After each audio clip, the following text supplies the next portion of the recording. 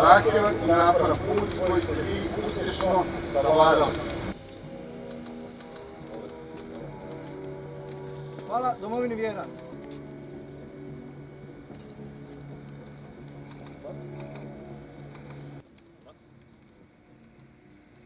Hvala domovini vjeran.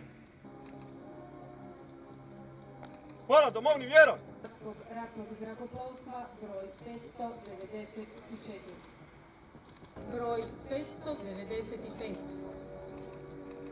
To mi znači puno nakon 5 napornih i teških godina obuke, gdje je bilo svega i lijepih trenutaka i teških, znači mi puno i osjećam se ponosno što je konačno to gotovo. Evo što sam postao pilot Hrvatskog ratnog zrakoplovstva. Pa presudile su sigurno letačke aktivnosti iznad Zadra, ja sam inače iz Zadra, pogotovo ovih protupožarnih aviona, njih je stvarno lijepo vidjeti na nebu i to je bio jedan od glavnih razloga zašto sam ja odlučio se uključiti u ovu priču.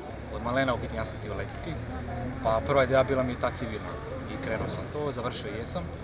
Letio sam na 60 sati naleta, kako su rekli, i tu sam se odlučio prebaciti za vojnog pilota i po mom mišljenju nisam pogriješio.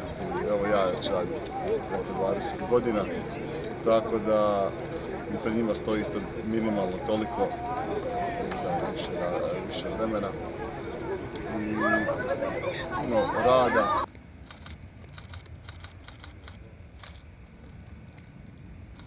Jamčiš da ćeš stjecati vještinu, čuvati stegu, čuvati čast, izdržavati prisegu. Jamčim. Preuzmi zastavu.